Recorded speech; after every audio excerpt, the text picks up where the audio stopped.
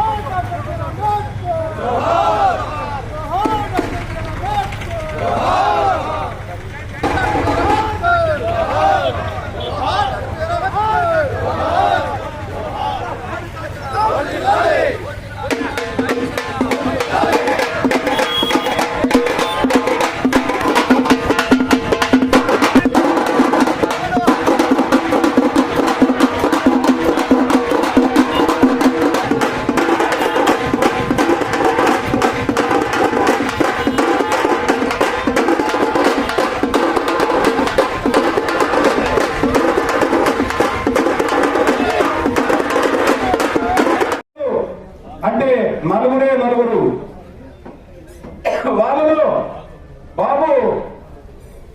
బాబాసాహెబ్ అంబేద్కర్ గారు మన ఆయన ఈరోజు మన భారతదేశానికి రాజ్యాంగాన్ని అందించినాడు. ఈ సంస్థ అంతా కూడా ఎంత నడుచుకోవాలా, చట్టాలు అయితేనేమి, భూమి విషయం అయితేనేమి, ఉద్యోగ విషయం అయితేనేమి, ప్రతి ఒక్కదాన్ని కూడా మరి రాజ్యాంగంలో పొందుపరిచి మరి దళితులకు, ఎస్సీలకు 59 కులాలకు 10% రిజర్వేషన్ కలిగించి ఈ రోజు రాజ్యాంగాన్ని ఇచ్చిన మహానతమైన గొప్ప వ్యక్తి బాబాసాహెబ్ అంబేద్కర్ గారు. ఆయనను మనం దేవుళ్ళగా వచ్చుకోవాలా, దేవుడిగా పూజించాలా దళితులు. మరి ఇంకొక వ్యక్తి ఎవరంటే బాబు జగజీవనరావు మాదిగ గారు. ఆయన అంబేద్కర్ రాసిన రాజ్యాంగాన్ని దళితుల కోసం ఎన్నో పోరాటాలు చేసి, ఎన్నో పదవులు కూడా చేసి లాస్ట్ కు మన దేశం ఉప ప్రధానిగా పనిచేసినాడు. మహోన్నతమైన వ్యక్తి. ఈ జాతి కోసం ఈ స్వతంత్ర పోరాటంలో కూడా ఆ రోజు నివృత్తితో కూడా స్వతంత్ర పోరాటంలో కూడా పోరాటం చేసిన వ్యక్తి ఎవరంటే అది బాబు జగజీవనరావు మాదిగ గారు. ఆయన మన మాదిగ కులస్తుడే, కానీ ఆయన స్ఫూర్తిని మనము భవిష్యత్తులో మన తరానికి ఇవ్వాల్సిన అవసరం మరి సభాముఖంగా నేను తెలియజేస్తున్నా. మరి అదేవిధంగా ఇంకొక వ్యక్తి ఎవరంటే కాంచీరామ్ గారు. కాంచీరాము ఉత్తరప్రదేశ్ లో, మన భారతదేశంలో 29 రాష్ట్రాలలో పెద్ద రాష్ట్రం ఏదంటే అది ఉత్తరప్రదేశ్ రాష్ట్రం.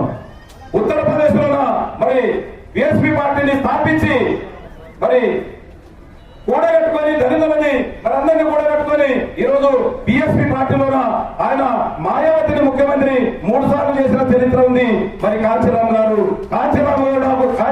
కూడా మరి మాదిగా కాంచీరామ్ గారి ఇట్లాంటి మేధావులు ఉంటారు మన గుళ్ళు, మన దాంట్లో కూడా. వాళ్ళ స్ఫూర్తి తీసుకోవాల్సిన అవసరం కూడా ఉంది. రాబోయే తరాలకు చెప్పాల్సిన బాధ్యత కూడా మన పైన ఉంది.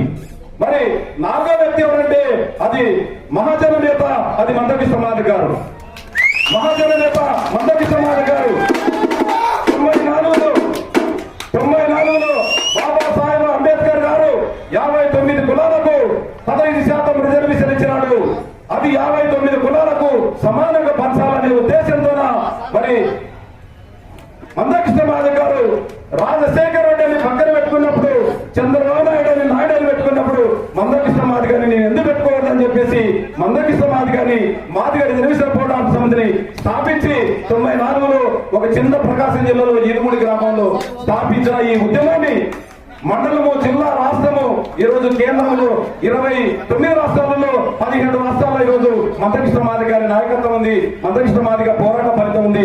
ఆయనని 17 రాష్ట్రాలలో ఈ రోజు ఆయనని అవమానిస్తున్నారు. అంటే మాదిగ జాతి ఈ ప్రపంచ దేశంలో ఒక కుల పోరాటం, ఒక హక్కుల